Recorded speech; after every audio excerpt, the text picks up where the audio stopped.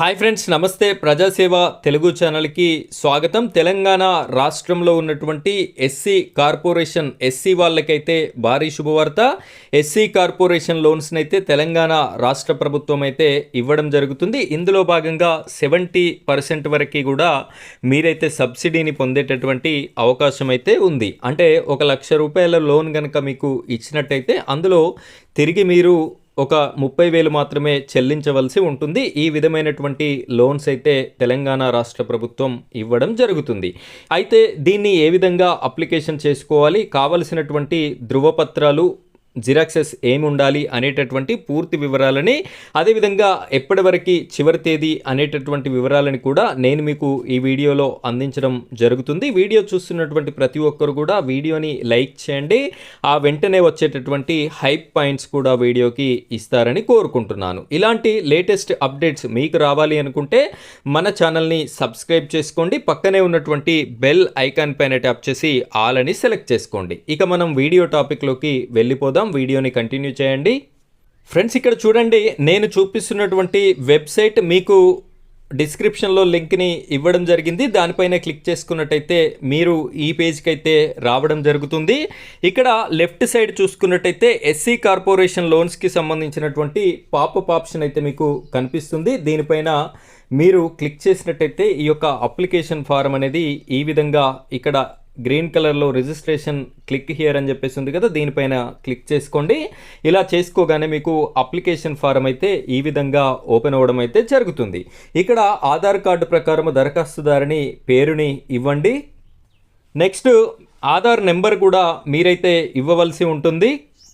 ఇవి రెండు ఇచ్చిన తర్వాత ఇక్కడ ఆటోమేటిక్గా లోడింగ్ తీసుకొని మీ యొక్క రేషన్ కార్డ్ నెంబర్ అనేది కూడా ఇక్కడ ఆటోమేటిక్గా రావడం అయితే జరిగింది. ఈ విధంగా వచ్చిన తర్వాత ఇక్కడ లబ్ధిదారుని రకము ఇండివిజువల్ సెలెక్ట్ చేసుకోండి. సహాయ రకము చూసుకున్నట్టయితే బ్యాంక్ లింక్డ్ స్కీమ్ని సెలెక్ట్ చేసుకోండి. సెక్టర్ చూసుకున్నట్టయితే ఇందులో అగ్రికల్చర్ సెక్టర్ ఉంది, ట్రాన్స్పోర్ట్ సెక్టర్ ఉంది. మీకు ఏది కావాలి అనుకుంటే దాన్ని అయితే సెలెక్ట్ చేసుకోండి. నేను ట్రాన్స్పోర్ట్ సెక్టర్ని సెలెక్ట్ చేసుకుంటున్నాను.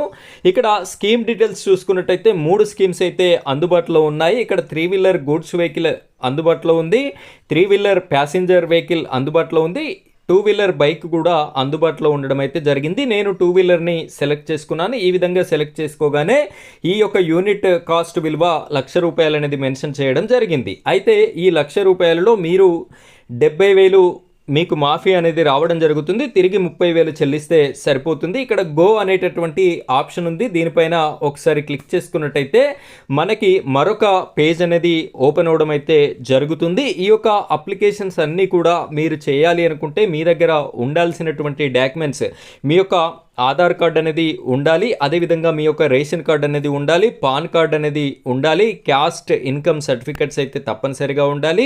వాటితో పాటుగా మీ యొక్క డ్రైవింగ్ లైసెన్స్ అనేది ఉండాలి. ఎందుకంటే అప్లోడ్ కూడా చేయాల్సి ఉంటుంది. Driving licence first page upload చేయాలి, అదేవిధంగా బ్యాక్ పేజ్ కూడా అప్లోడ్ చేయవలసి ఉంటుంది కాబట్టి అది ఉండాలి. దానితో పాటుగా పాన్ కార్డ్ అనేది కూడా ఉంటే బెటర్. సో ఇవన్నీ కూడా మీరైతే నమోదు చేయవలసి ఉంటుంది. బ్యాంక్ అకౌంట్, అదేవిధంగా లబ్ధిదారుని పాస్పోర్ట్ సైజ్ ఫోటో కూడా మీరైతే ఇక్కడ ఇవ్వవలసి ఉంటుంది. ఈ విధంగా ఈ డీటెయిల్స్ అన్నీ కూడా ఫిల్ చేసిన తర్వాత కిందికి వెళ్ళినట్టయితే ఇక్కడ చూడండి, లబ్ధిదారుని ఫోటో అప్లోడ్ అడుగుతున్నారు, పాన్ కార్డ్ అప్లోడ్ అడుగుతున్నారు, డ్రైవింగ్ లైసెన్స్ ఫ్రంట్ కాపీ అడుగుతున్నారు, బ్యాక్ కాపీ కూడా అడగడం జరుగుతుంది. ఇలా సెల్ఫ్ డిక్లరేషన్లోకి వచ్చినట్టయితే ఇక్కడ బాక్సెస్ 2 బాక్సెస్ అయితే ఉన్నాయి. టిక్ మార్క్ చేసి ఇక్కడ ప్రివ్యూ అనే ఆప్షన్ ఉంది. దీనిపైన క్లిక్ చేసినట్టయితే మీకు ఏవైతే డీటెయిల్స్ ఉన్నాయో ఆ డీటెయిల్స్ అన్నీ, మీరు ఇందాక ఇచ్చినటువంటి డీటెయిల్స్ అన్నీ కూడా కనిపించడం జరుగుతుంది. అన్నీ సరిగ్గా ఉన్నాయా లేదా అనేటటువంటి విషయాన్ని వెరిఫై చేసుకొని కింద సబ్మిట్ అనేటటువంటి ఆప్షన్ ఉంటుంది. దానిపైన క్లిక్ చేసుకున్నట్టయితే మీ రిజిస్ట్రేషన్ అనేది సక్సెస్ఫుల్ కంప్లీట్ అవ్వడం జరుగుతుంది. ఈ విధంగా రిజిస్ట్రేషన్ చేసుకున్నటువంటి ఈ ప్రింట్అవుట్ని మీరు డౌన్లోడ్ చేసుకొని ఈ ప్రింట్అవుట్ని మీరు జిరాక్స్ తీసుకొని దీనితో పాటుగా ఇందాక నేను చెప్పినటువంటి సర్టిఫికెట్స్ ఏవేవైతే ఉన్నాయో వీటన్నింటిని కూడా జిరాక్స్ జత చేసి మీరైతే ఈ అప్లికేషన్ సెట్ని ఎంపీడీఓ ఆఫీస్లో ఇవ్వవలసి ఉంటుంది. ఫ్రెండ్స్, ఇది ఈరోజు మన వీడియో టాపిక్. ఇలాంటి లేటెస్ట్ అప్డేట్స్ కోసం మీరు మన ఛానల్ని సబ్స్క్రైబ్ చేసుకొని సపోర్ట్ చేయండి. Thank you friends, thank you very much.